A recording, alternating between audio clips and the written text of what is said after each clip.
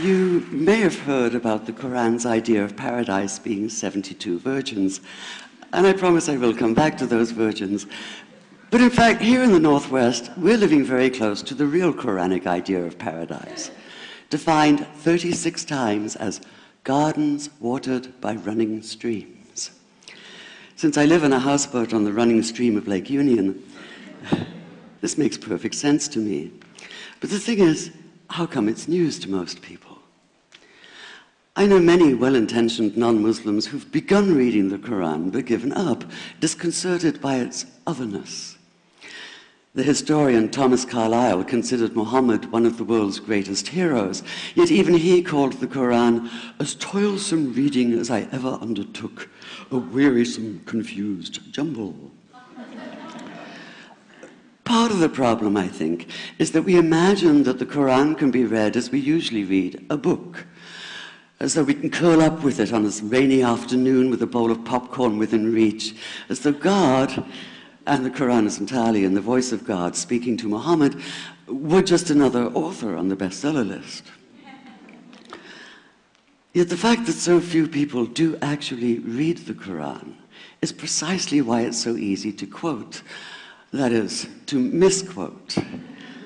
Phrases and snippets taken out of context in what I call the highlighter version, which is the one favored by both Muslim fundamentalists and anti-Muslim Islamophobes.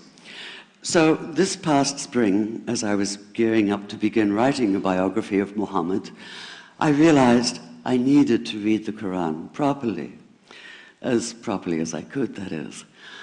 My Arabic's reduced by now to wielding a dictionary, so I took 4 well-known translations and decided to read them side by side, verse by verse, along with a transliteration and the original 7th century Arabic. Now, I did have an advantage.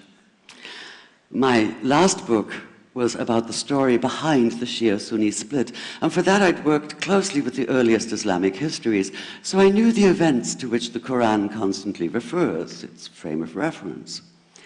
I knew enough, that is, to know that I'd be a tourist in the Quran, an informed one, an experienced one even, but still an outsider, an agnostic Jew reading someone else's holy book. So I read slowly. I'd set aside 3 weeks for this project, and that, I think, is what is meant by hubris, because it turned out to be 3 months. I did resist the temptation to skip to the back where the shorter and more clearly mystical chapters are, but every time I thought I was beginning to get a handle on the Quran, that feeling of, I get it now, it'd slip away overnight, and I'd come back in the morning wondering if I wasn't lost in a strange land. And yet the terrain was very familiar. The Quran declares that it comes to renew the message of the Torah and the Gospels, so 1/3 of it reprises the stories of biblical figures like Abraham, Moses, Joseph, Mary, Jesus. God himself was utterly familiar from his earlier manifestation as Yahweh, jealously insisting on no other gods. The presence of camels, mountains, desert wells, and springs took me back to the year I spent wandering the Sinai desert. And then there was the language, the rhythmic cadence of it, reminding me of evenings spent listening to Bedouin elders recite hours-long narrative poems entirely from memory. And I began to grasp why it's said that the Quran is really the Quran, only in Arabic. Take the Fatiha, the 7-verse opening chapter that is the Lord's Prayer and the Shema Israel of Islam combined. It's just 29 words in Arabic, but anywhere from 65 to 72 in translation. And yet the more you add, the more seems to go missing. The Arabic has an incantatory, almost hypnotic quality that begs to be heard rather than read, felt more than analyzed. It wants to be chanted out loud, to sound its music in the ear and on the tongue. So the Quran in English is a kind of shadow of itself, or as Arthur Arbery called his version, an interpretation. But all is not lost in translation. As the Quran promises, patience is rewarded, and there are many surprises. A degree of environmental awareness, for instance, and of humans as mere stewards of God's creation, unmatched in the Bible. And where the Bible is addressed exclusively to men, using the second and third person masculine, the Quran includes women, talking, for instance, of believing men and believing women, honorable men and honorable women.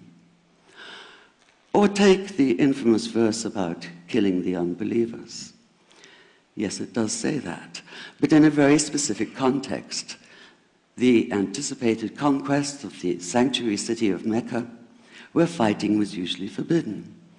And the permission comes hedged about with qualifiers. Not you must kill unbelievers in Mecca, but you can, you are allowed to, but only after a grace period is over. And only if there's no other pact in place. And only if they try to stop you getting to the Kaaba. And only if they attack you first. And even then, God is merciful, forgiveness is supreme, and so, essentially, better if you don't. This was perhaps the biggest surprise. How flexible the Quran is, at least in minds that are not fundamentally inflexible. Some of these verses are definite in meaning, it says, and others are ambiguous. The perverse at heart will seek out the ambiguities, trying to create discord by pinning down meanings of their own. Only God knows the true meaning. The phrase, God is subtle, appears again and again. And indeed, the whole of the Quran is far more subtle than most of us have been led to believe, as in, for instance, that little matter of virgins and paradise. Old-fashioned orientalism comes into play here.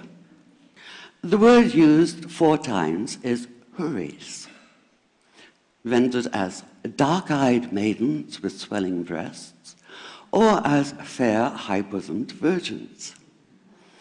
Yet all there is in the original Arabic is that one word, huris. Not a swelling breast or high bosom in sight. Now, this may be a way of saying pure beings, like in angels, or it may be like the Greek kos, or kore, an eternal youth. But the truth is, nobody really knows, and that's the point.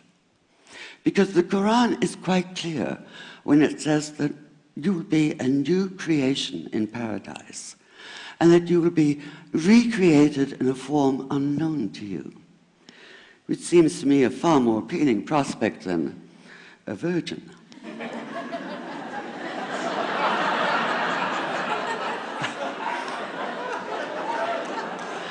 And that number 72 never appears. There are no 72 virgins in the Quran.